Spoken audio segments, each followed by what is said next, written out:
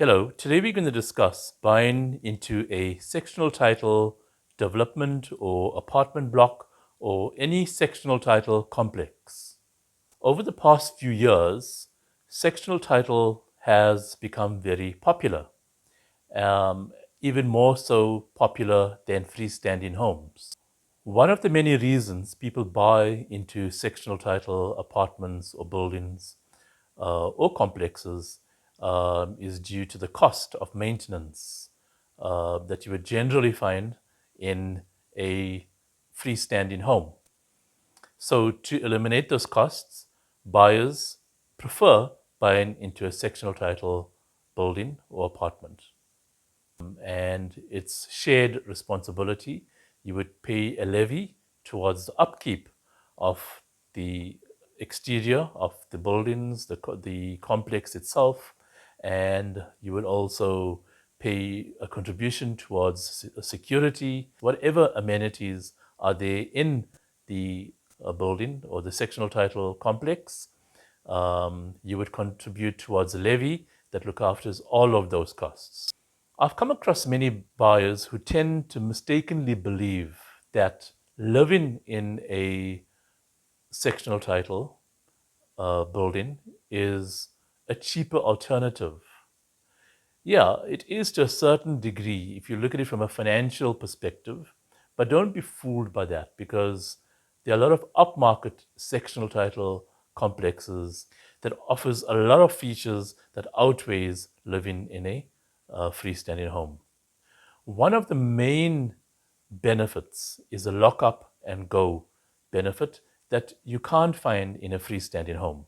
So if you want to just lock up and go away for the weekend without a second thought as to the safety and the security and so forth, then you can buy into a sectional, and the sectional title option is the better option for you. In a sectional title complex, living as part of a community or in a communal sort of environment, fair enough, you own the individual section that you're living in. It may come with a private garden, it may come with parking that's allocated to the unit or to the apartment. But you need to realize that there are rules that you need to abide by. And if they don't have those rules, then it becomes a wild west where everybody wants to do their own thing in that complex environment. You wouldn't want to live in such an environment. You don't want at midnight when you wanting to sleep, suddenly the neighbors are playing loud music, or there's someone revving his vehicle, or someone is parking his car where it shouldn't be parked. There's someone hanging clothes over the balcony, and the aesthetics of that entire complex gets diminished. So rules are there for a variety of reasons. It's there to benefit you as much as it is there to benefit every other owner in a complex. So if you're choosing to live in a sectional title unit, then you need to remember that you have to abide by those rules. It's always in your best interests to be involved in the initiatives that the body corporate embarks on. It's, as I said earlier on, as it applies to rules, it applies to everything else as well. And if you want to ensure that the building or the complex is maintained to a high standard, then be part of those initiatives. Don't be a spoke in the wheel where every time someone suggests something positive for the benefit of the entire complex, and you're going to be that one voice shooting people down and be negative about whatever is implemented for the benefit of the. So try and be involved. If you feel that those kind of initiatives are not for you, then you rather buy into a freestanding property where you can do whatever you want, you can keep pets, you can play loud music, you can do whatever you want. I've come across many owners that question the necessity for levy payments. Now remember, if ever you refuse to pay those levies, it sets the sectional title complex into a negative light. Because imagine if each and every owner or a bulk of the ownership in the complex holds back those payments, I want you to picture what will happen to that complex. No money for maintenance, no money for security, upgrades, no monies to maintain the lifts if there are lifts, no money to paint the exterior of the buildings, and so forth. So when owners refuse to pay levies, and we've come across that on numerous occasions in apartment buildings or in sectional title complexes, where the moment you drive into the complex, you can sense that there's a lack of funds to maintain that complex or that building. And then when we look at the financials, we can see the reason why. Because owners are not paying the levies. The arrears are quite high in those instances. So don't be one of those owners who refuses to pay levies. As I said a few minutes ago, if that lifestyle is not for you and you don't want to be part of that communal environment, contributing towards upkeep and security and so forth, then you'd rather buy in a house where you play by your own rules and the maintenance is completely at your own cost, even the security as well. And I can tell you what tends to happen. You'll find sometimes a buyer may want to buy subject to a bond in a sectional title building or complex, and the bank then requests for a copy of the financials for that body corporate. And often they decline the bond, not because the buyer is not in good standing, but the building is not in good standing from a financial perspective. So the levies plays a major role. So if you don't pay levies, it has a ripple effect on every other aspect. And the more the banks now tend to finance into the building, it damages the credibility of that building, and signs start showing that there's a problem with the complex. And when you drive past a building, how often you've seen buildings in a state of disrepair and so forth. So be very cautious of your responsibility and take it seriously. Don't ever feel that by holding back a levy, you're doing yourself a favor. You're not. You're actually damaging the environment that you live in, and you're causing it for other owners in the complex as well, who are thinking of selling, but the banks won't finance, so buyer can't get a bond, and obviously it reduces the demand over time in that complex, and it lowers the values of properties in that complex as well. So bear that in mind. If ever you feel you want to buy into a complex or sectional title environment and you feel that it's your right not to pay a levy, so give that very, very careful thought. There are generally three categories of levy. The basic levy, which would cover your general costs. And by that I mean your general operating costs, such as maintenance, such as security, any staff salaries, such as gardeners, and insurances, and so forth. Then you also have levies that are payable by some owners where they have any exclusive use areas that are allocated to their particular unit. So if you are one of those owners who buy into a complex and you now got special use of an exclusive area, such as a storeroom or a staff accommodation, then you'll find that there's a levy attached to that as well. And the third category of levy is a special levy.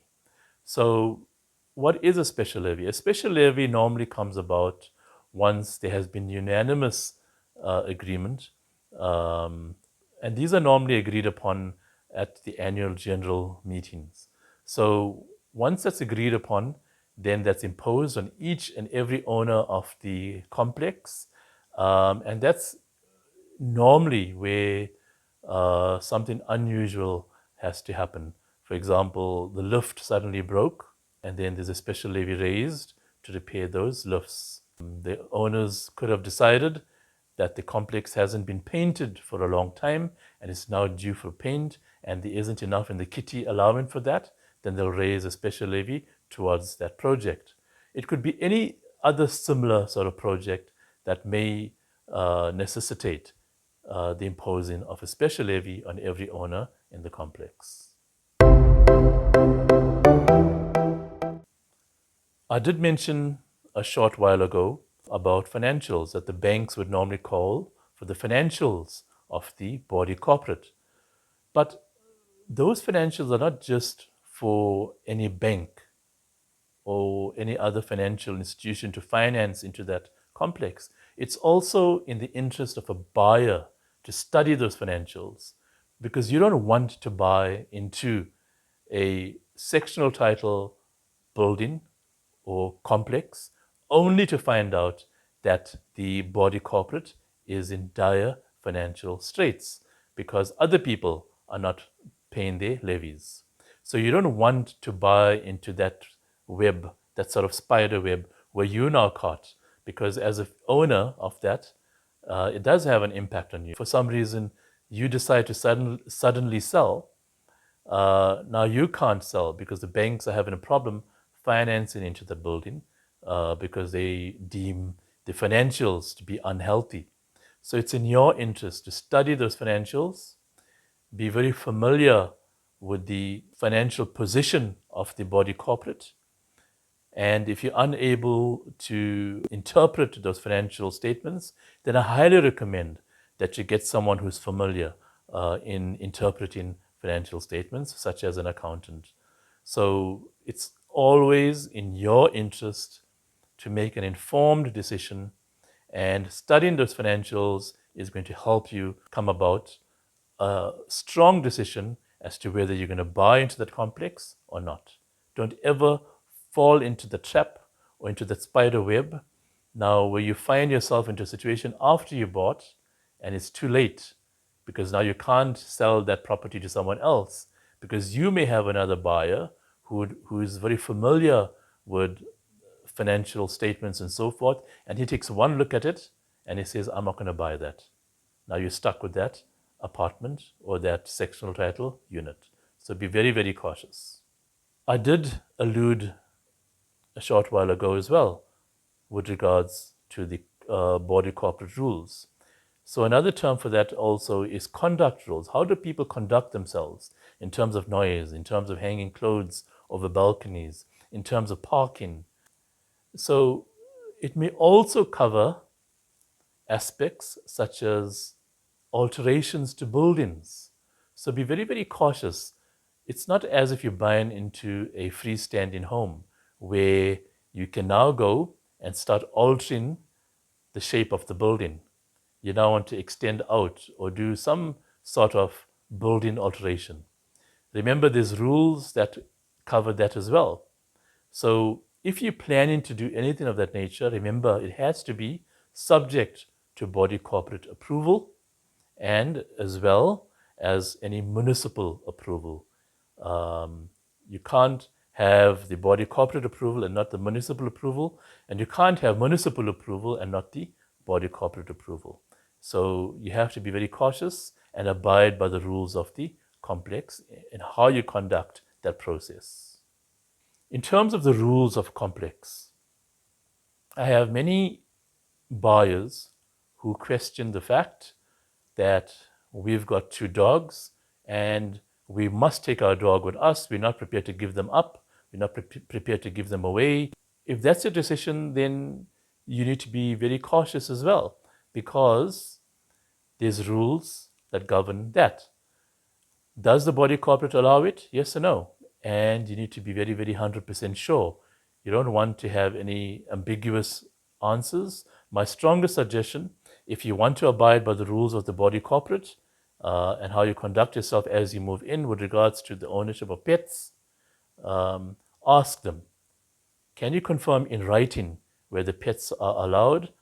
Some complexes do allow small pets, maybe a small dog, but not cats. And a lot of them have good reason, but whatever the reason is, you need to abide by the code of conduct. Refuse removal as well. You'll find that they're very, very fussy. It's from a health and safety perspective. You can't suddenly just keep your rubbish bags outside your door. You'll find in a lot of complexes there's a designated spot where, as you take your black bag out of the of your section, you are then directed, in terms of the conduct rules, to place them in a designated area. So you need to abide by that as well. So that's something that's for your own good, as well as for the rest of the owners in the complex as well. And the hanging of washing. Many owners try to take the shortcut, especially if they're living in a block of flats. And we've seen it often where people want to hang their duvets, their bed sheets, and so forth over the railing of the balcony. So, for that very, very reason, complexes and the body corporates have decided that it's not in keeping with the aesthetics of the complex.